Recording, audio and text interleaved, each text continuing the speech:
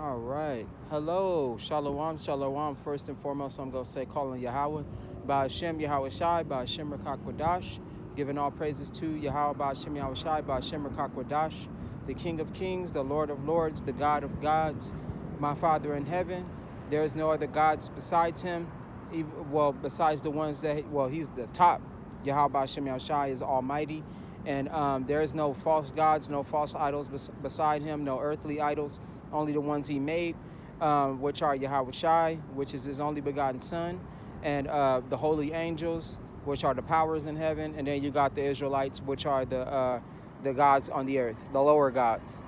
There ain't no other gods besides that. Much love to his only begotten son, Yahweh Shai, the Muhammad Shiach, the light of this world, the one who saved Israel with his blood and covered the blood of Israel so that their sins may be clean and they be found acquitted in the eyes of Yahweh, and whom the world ignorantly calls Jesus Christ, and whom the world ignorantly calls Jesus Christ, and other names that don't have no power, like Yeshua, what's another name that they called him? Yeshua, and I don't know, it was another name that they called him, but other names that don't have no power. Much love to the chosen children of Israel, whoever they may be among our people, Israel.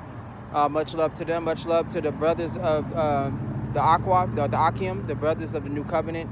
And they do everything in their power to show Yahweh Hashem Yahushua that they love and they fear him. And they do their videos. They do proper breakdowns. They bring out the word daily, and they expose the secrets of the Bible, things that people may not know or understand. They give the proper breakdowns through breakdowns of precepts and vocabulary, and they do everything in their power to show Israel that Yahweh loves them. Much love to those brothers. Much love to the other brothers throughout and abroad that believe. Much love to the sisters, the Akwaf, the beautiful women that's in the word. And whether or not you got a man or not, you still fear the law, statutes, and commandments of Yahweh. You listen and you learn in silence. Coming back at you with another episode through the power and spirit of Yahweh Ba'ashem Yahweh Shai. And today's episode is the suffering. It's called The Suffering of My People.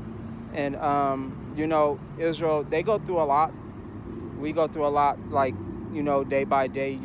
We are the lowest nation. First, we was the top nation. And, rightfully, we are the gods of this world. We used to run everything. And now, we at our lowest.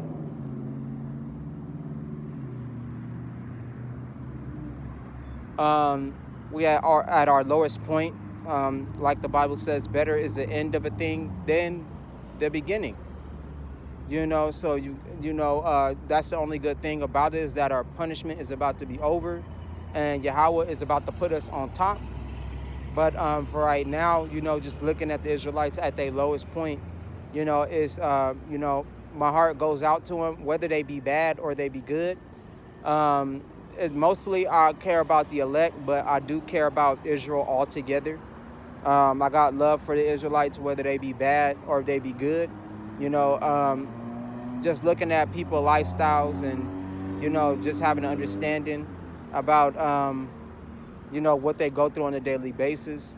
And a lot of it is really sad. It's really, dark, and, my heart goes out to them. Me, I do every now and then I do a lot of charity. For some reason, so every now and then I do a lot of charity for some reason. I give to the prophets mainly to them because they need it more than anybody. One prophet I deal with is King Yahweh the Maccabees, and he does a lot, and he does everything in his power daily to spread the word of Yahweh Ba'ashem Yahweh Shai. He followed the ancient acts that the prophets would do, was give up their lives, give up their livelihoods, like it says. And I do believe in the book of Revelation, it says who loved their lives, who hated their lives even unto death. He one of them people, he one of them holy angels that was sent here to give us the word. It says, for the angels which have not kept their estate were reserved into everlasting chains of darkness to await the great and terrible day. He like one of those guys, one of those angels that came down to give us the word, and he pushed with all his might, day and night. And you know, and he ain't different than he ain't no different than us. You know, we all at the bottom, we poor, you know, but he did throw his life away to the best of his abilities to serve the word. And you know, I do my weekly tithings. I do my weekly tithings. You know, I send 25, or if I got more, I upped it to 40. You know, but a lot of things have happened in my life to where, you know, I have to bring it down to 25, but I'm still sending it, you know, whenever he needed. Sometimes he only asks for $1. I'll still send him 25. If an emergency come down to it, I'll send him what I can, you know, and just showing love to one another. Like the Bible say, love thy neighbor as much as you love yourself, you know, showing love to a brother. And neighbor is referring to brothers, you know, another Israelite to another Israelite, loving them and having respect for them as much as you would have respect for yourself, looking out for somebody, you know, that care, you know, that you know, showing people that you care, that you give a fuck. So like, y'all didn't mean to cuss, but for him, you know, he don't even know who I am. He don't even know who I am. I just happened to get his information offline, and I just started sending money. And like Yahweh said, he who helps a prophet, Yahweh Shai said, he who helps a prophet gets a prophet's reward. So for those of us that help the prophets, you know, even if you don't go to the highways and byways, but you still do your tithings, you know, Yahweh B'Shem Yahushai, he sees that. And your tithings is also a sign of your belief, and also you storing up riches in heaven. Like you said, you store up the riches in heaven rather than them on earth. That's a way you could do that, you know. And you know, beautiful thing that you do, you know, for the brothers in need, for the brothers that actually need it, rather than going to these churches and putting in thousands and thousands of dollars to these people. And they might seem like they all good and they nice, but they secretly putting their kids through college. They secretly can afford they 2-story house in the suburban area. You know, they bought a Mercedes-Benz, so they getting that fixed off their congregation. And they not genuinely following the holy acts of the Bible. You know, like the story when Yahweh Shai was watching people give tithings, I do believe, to the church. And, you know, some rich people dropped off thousands and thousands and thousands tithings into the church. And Yahweh Shai saw a woman, and the woman, she was so poor, she reached at the bottom of her wallet, and she gave out the pennies that she had, and that was all she had. And Yahweh Hashem Yahushai said, how beautiful is that for somebody to donate, you know. And you see all these people with all this money that can donate thousands and thousands, compared to this person that came and donated all that they had. And that's real belief, you know, that's real faith, you know. And Yahweh Shai gave that woman respect right there, because she gave all she had, man. That was all that she had, you know. Some don't have nothing, and they can give what they got, you know. Come, you know, give food, you know, come give water. And this is for this is, well, unfortunately, I do believe if I got the story wrong, I got the story wrong. But today, you know, a lot of them do it for these congregations, these unholy congregations, these wicked congregations, these pastors that's using the Bible to make money, because they know the Bible is worth money. It can sway the minds of people. You know, it can control a lot of people. You know, one of them, one of the main, I do believe, is one of the three, I think, is Hinduism, Christianity, and Islam. I think those are the three top religions of the world. And Christianity is supposed to be Hebrewism. You know, the Bible is supposed to be the Israelite doctrine, but, you know, they split it. And, you know, the Romans, and I mean, when the Edomites stole it, they made their own thing, which is Christianity. You know, so you can see how we're supposed to be at the top, but, you know, since the enemy is in our place, you know, like they said, and you shall see the abomination standing in a place where it should not be. You know, that's what the Lord is talking about. They standing in the holy places, talking about they God, and they the angels in heaven, and they own the world. They run the world. You know, the earth was given into the hands of the wicked. who cover up the faces of the judges thereof. If not, where is he? So they the ones that's talking about iconic figures, not just of the Bible. Painting over Moses. Saying Jonah was white, Samson was white. Abraham is white. Israel, Jacob, aka Israel, is white. They covered all of that up. And they took it. So Christianity is their version of the Bible is, which is not the version of the Bible, is one of the top three. So if we were in control and we were in power, it would be Hebrewism, and it wouldn't be no other two religions. It wouldn't be no Islam. It wouldn't be no Hinduism. It wouldn't be. So, but with that being said, for the congregations, they're giving these the blind sheep that follow the wicked shepherd. They give they all to these churches rather than to the prophets that's on the stage. And the prophets are not claiming to be Moses and Abraham and Isaac and Jacob. We don't know that until the end of days come in, start really kicking in, and these iconic figures return to the stage once more. Even though they out there on the highways and byways, and some of them may not know who they are. Some of them just preaching the Bible for the love of Yahweh and for the worship of Yahweh, and they don't even know who they are, nor do they probably care who they used to be. They just want to get their job done. They just set out on their purpose, and that's how and when the time comes and when these Israelites take stage, that's how who they gonna be. You gonna know who they are, because it runs through reincarnation. You're not gonna necessarily know who they are, but you're gonna know that these are ordained prophets by Yahweh. These are real prophets. So, like the story of Lazarus.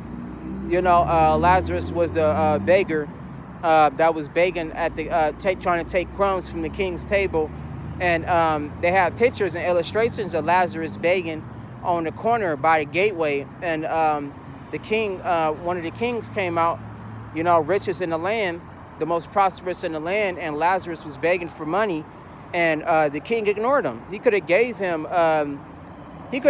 a small fortune if he wanted to. He could have gave him jewelry that was worth thousands that he could easily replace. But he ended up passing Lazarus by, and Lazarus was sick and he was weak.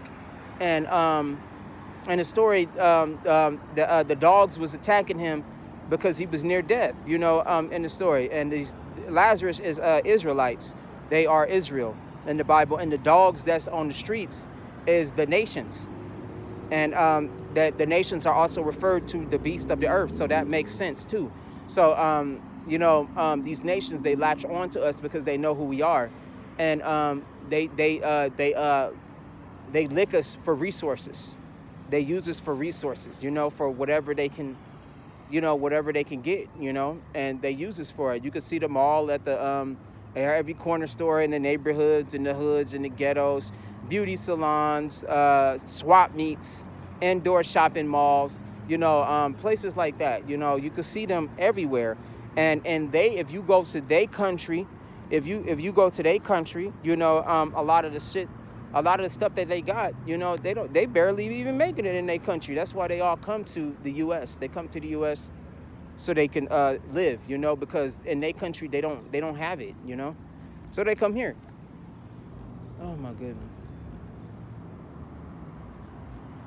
Right, so they come here. So, they use what they can off the children and make thousands off them. Actually, they don't even know how much they worth. They make thousands off them, so it's like having that understanding and knowing that it's detrimental. So in the story, Lazarus, he was diseased out, he was suffering, and the form of Lazarus in the story is that he was in hell. He was in suffering. He was in the fire, and the fire is a representation of the poverty, being poor, being broke, being in destruction, being destituted. Your world end every day. There's nobody to give you any type of reprieve. There's nobody that can give you anything to eat or to drink. No one cares about you. You know, you just rotting away. You just passing away, and you see that a lot now today. You know, the story of Lazarus is everywhere. You know, like especially for our people, I see a lot of my people sleep on the sidewalk. You know, a lot of my people begging around corners. You know, off in the garbage. Out and about in the streets in the late nights. You know, wandering the streets, somewhere passed out drunk. Drug abuse is so powerful. They sleep, no blanket. Sometimes no clothes. Sometimes no clothes. Yeah, sometimes it can be like that. Barely any clothes on, and they just sleep on the concrete. Concrete is their bed. You know, and true. Just when I walk just by, it's like this little patch where they supposed to put plants in between, you know, the walkway, and instead of that being in a walkway in a small space, you wouldn't believe it. It was an Israelite. He was asleep, no blanket, nothing. It looked like and it was garbage covering him. And right now it's like 80, 90 degrees out here. Like it's really hot. Like damn. Like you know, and seeing that does hurt. Like it does hurt. Like you know, us stuck in the ghettos. You know, we gotta go through certain means to get out. You know, because the chance cometh upon all men. Now, I'm not saying, you know, some of us didn't escape poverty, but it's a vast majority of us that's in poverty, in these flames, and you know, coming out of it is a very, very, very, very great challenge for the Israelites. You know, I done seen a lot of them lose their minds.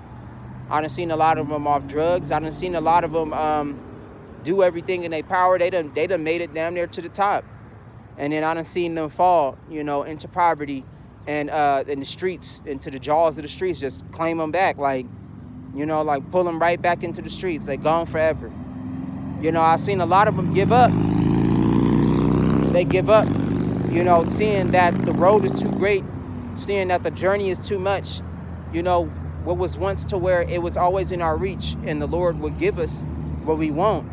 You know, now it's far away, and Yahweh is making us earn our keep. He's making us work. He's making us suffer. He's making us go through great trials and tribulations to receive, you know, what we receive from him. We got to earn it, because at first he was just giving it to us. He wasn't meeting us halfway. He was just giving us, you know, what we wanted, you know. Oh, they just kids, man. He was just giving us what we wanted with no problems. Here you go. Like what it says in the Bible, it says, ask and thou shalt receive. It says, knock and it shall be open to you. Is there anything that's too hard for the Lord? Is there anything that's impossible for him? You know, like it says, ask and thou shalt receive, knock and it shall be open. That right there was literal. You know, back in the days, you know, you asked Yahweh for what you wanted, and you would have it. You would have it. You would have it. You know, and wouldn't be much effort to get it. You know, when we was in our kingsmanship and we was in our godhood, we could receive that. But now there's a price to be paid for it. It's no longer free. It costs money. You know, sometimes the Lord might drop it by, you know, and you might pay for it later, or sometimes he give for free. He do. Sometimes, I'm not gonna lie about that. But there are some times where you gotta pay something for what you want, you know, and it could be expensive, you know, and since money is money is like a low-level way of paying for it, you know, certain things, yeah, on the earthly scale, and then you got certain things on the spiritual scale that you know, don't require money. It requires your time, it requires your effort, it requires your knowledge, wisdom, and understanding. You got to go through obstacles just to get this. You know, and it's a lot. You know, you could break down, you could give up, you know, you could just be like, you don't want it. It's too expensive, you know, and some of them do pay these prices. But to have that understanding, you know, about how Yahweh Shem Yahushai works nowadays, nothing is for free like it used to be. You know, it's not free. It's not free at all, you know, and, you know, right now, you know, for the things that our people have done, we definitely paying, you know, so sadly, you know, when you see people like that and you see different people in their struggles, you see some people in their own torment. You see some people corrupted, wicked, down and out. Sometimes that be they price that they paid for whatever they did in the past life, or for whatever they did, and they paid that ultimate price. The Lord takes something away from them, that might disable them for life, or it might take some time for them to learn, for them they can regain back, but ultimately, they got to pay something for all the bad that they've done, for all the wrong that they've done, whether in a past life or this life, because you go through different lives. Reincarnation ain't nothing new. That's why people be having deja vu, because you done been here before. Deja vu shows you that, it shows you that. You feel it too, like every now and then, and, that's what that's for. But ultimately, for that form of Lazarus and the condition that he was in, going back to that, that's the form of hell that the Lord was talking about. That's the form of hell that he was talking about. It ain't no hell underground. No, the hell is on earth. It could be many, many different conditions, many, many afflictions that the Lord can put you through, that would put you through suffering and torment. All the way from, I done seen, because I do a lot of security work, and I done seen a lot, I done seen a lot of drug addicts, which is drug abuse. I done seen hospital patients. I done seen damn near asylum patients outside just wandering around with nobody to help them. Schizophrenic people, demonically possessed people. I done seen that too, and with that being said, is different ways that the Lord can put you through the fire, man. He could put you through that poverty, man, through that hell, man. I ain't no exception. I done went through it myself. And thank goodness that the Lord didn't keep me there and allow the streets to claim me as well, and for me to just be out there smoked out somewhere in the cut, homeless, no money, and stretch my drug abuse so far to the point to where I can't even afford to get an apartment. I can't afford no car. I can't afford to feed myself. I'm out here. I'm still stealing, boosting, shoplifting, doing whatever I can to support a drug that's destroying me, and it's all when Yahweh Shemi outside want to take you off of whatever you might be on, He want to take you off whatever you on, whatever. It all depends on when it's time for him to let you go. You might be in a repentant state. You might be in a desire to want to change, and you just can't. You know why? Because the Lord said it's not time. I haven't let you go yet. You're not free yet. So, you got people like that. I was like that. It's no biggie. I was like that. I've been lost. I've been, blind. When I thought that I found it, I still was lost. Like, it's real sad out here, man. And, just to have that understanding, for you to come into your enlightenment, that's because the Lord allowed you to, He allowed you to, he let you go, So, with that being said, what it say? I kill, I make alive, I create light, I create darkness, I, the Lord, do all these things. So instead of you blaming the devil, the Lord actually takes charge on that. He actually takes charge on that. He actually takes responsibility for all the evil that's done on the earth. All of it. So with that being said, just having that understanding, knowing that the Lord is doing all of this, the Lord is the one that put you in bondage, and the Lord is the one that could set you free. So with that being said, and knowing something like that is just, just understanding the light and darkness paradigm. That right there is very important for you to have that, what it say, wisdom, knowledge, and understanding shall be the stability of time, strength of salvation, the fear of Yahweh is a treasure. And with that being said, having that type of wisdom, knowledge, and understanding, it puts you on a higher level of thinking, just to know all that. Now, the average person would take an offense to all of this. And I done heard excuses like, well, I don't believe in that, or that's not my God. I don't know what God you worship, but that is, that is. If you don't believe in it, that's fine, but a lot of people don't know that default-wise, You know, you do worship this God, you just don't accept him. You know, but this is how things are ran. This is how the game is ultimately played, you know, and it's not going to change. It's not going to change. Times may change, but poverty will always be there. You know, suffering will always be there. You can't have the light without the darkness. The paradigm, it's just perfect. It's just too perfect. The whole idea of it is just too perfect. So, you know, you can wimp out and you feel like, oh, this is not fair and that's not fair. Or you could be strong and accept that truth and have that understanding and respect it, you know, because this is the way it is, you know.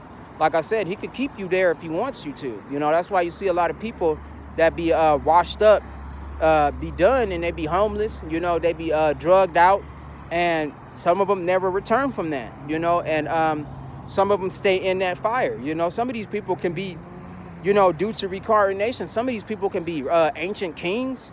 Some of these people were proud warriors. Some of these people was wicked. You know, some of these people was rapists. You know, all kind of stuff. You know, like all kind of things these people are. You know, and when you have the understanding, like you could be walking past like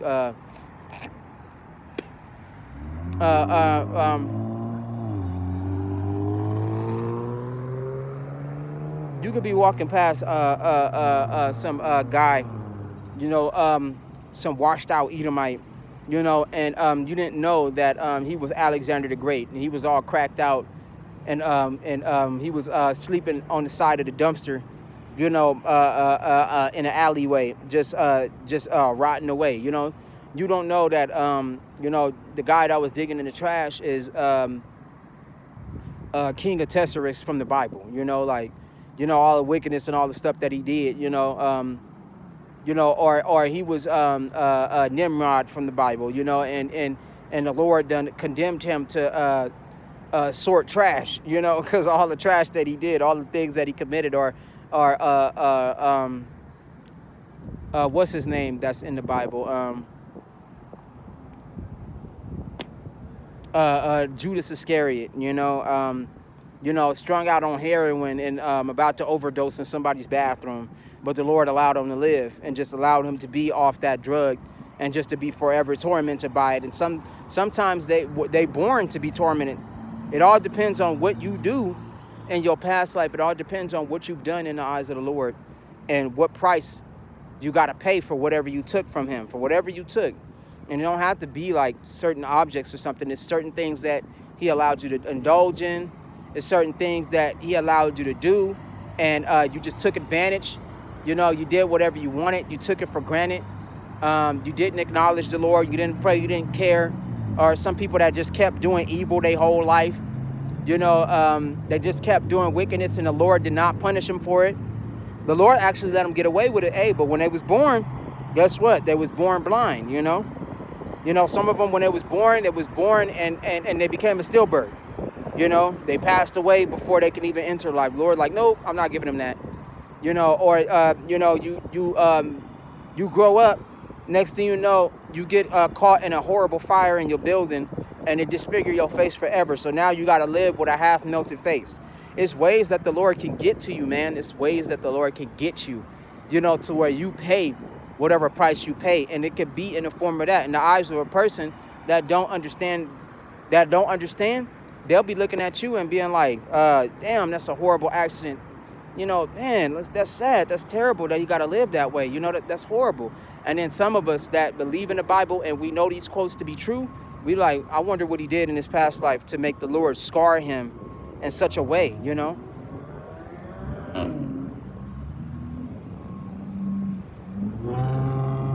Like that one story when Yahweh Shai was being called by the blind man who was that was lame, and he was blind and he couldn't see and he couldn't walk, and he was calling Yahweh Shai, and Yahweh Shai had healed him because of his belief. And you know, what the prophet said, they was like, okay, so did he sin or did his parents sin? And the Lord said, no, he didn't sin. He was just made to be an example. He was meant to be a miracle of the Lord, you know? So, you know, but at the same time, what the prophets that saw through the teachings is that, like they say, The generations can suffer through the sins of the father. Yes, that can happen. That can happen. You could suffer for something that your parents did. And like the Lord said, those that reject knowledge, I will also forget thy children. So the people that was wicked, and the people that did wickedly, it could doom their whole generation. It can doom their whole line. And I'm seeing this. I'm a part of it. I'm a part of it too. Whole line doomed, damn near. It's only 2 of us that's barely surviving and getting by. Barely. The rest of them is just doomed. Just doomed until the Lord say otherwise. And I've seen other generations and other lines of families that suffer for whatever their ancestors did, whatever they done did, and then very few of them make it out, to be civilized and people that understand. The rest of all of them is just straight gone. And like the Lord said, I would visit the curses shall visit the children into the 3rd and the 4th generation. So I think I got that wrong. But it do got something to do with your children suffering for what you've done too. So that's why a lot of parents, they be having a lot of kids. They be having kids to where these kids, they be fine. Parents grow up, they have a good life. They got a hard life. They done had a hard life. They done grew up. The Lord done allowed them to prosper after they done went through their suffering. They got nice house. They got nice car. They got money. They show their kids another life. They show their kids a better life. They show their kids, comfortable living, that they don't have to suffer. They don't got to go through what they went through. And here's the funny irony and all that. Come to find out, the kids, they grow up, they live that life, but they become spoiled. They become rotten through the lack of discipline. They become wicked through too much leadway, too much reward, no punishment. Sometimes the parents be too busy. Sometimes the parents, they don't no longer believe in punishing the kids. Parents be weak. They grow weak, or, they just don't believe in it, and next thing you know, kids come back to the life that they just lived, and they live the life of poverty. They want to live the life of poverty. They want to be with the poor people. They want to be in trouble. They gang mentality, drug abuse. Next thing you know, the child is gone, unalived, whether in a gunfight or overdosed, beat to death. There's all kind of ways. And that's the Lord. That's the way of the Lord. That's how he get people. That's how he get them. He might not get the parent, for what they did in their past life, but he make their children suffer for it, and the kids got fathers and mothers that's millionaires, and they go and they do drug abuse, and they party, and they go have fun. They ain't got to go to school. They ain't got to do nothing. Next thing you know, they end up without a mind. They end up somewhere lost in the alleyways, drugged up, strung out. Parents got to find them, trying to put them on rehab. They don't want to go to rehab. It's stories like that. So where people that done passed away, some people that had so much money, and some people that were so prosperous, they done turned to drug abuse, or they couldn't stop drug abuse and they became drug addicts, or they became drunks, and they passed away in alleyways. They couldn't abandon that. They became a part of that life, but they had more money than anybody could ever know, but they could not outrun the lifestyle that they created, and the drug abuse took them. I heard a story like that too. It was one story in LA when I was a kid, and it was a woman, and people would pass by this woman, and this woman was drugged out, very unclean, and just walking around homeless, just walking around without nothing. And come to find out, after she passed away, she was rich. She was rich. She was very rich. She didn't need for nothing. She just lived that lifestyle, because of whatever may have happened in her life, or, playing with the wrong drugs, but ultimately, that's the Lord fulfilling that curse, to where if it don't affect you, it's going to affect your children after you, and having that understanding. Some people go back into poverty, like I said, some people go back to these streets, and the streets forever claim them. You know, I got somebody like that in my life. I love them a lot. You know, I love them a lot. But, you know, they desires is no longer responsibility.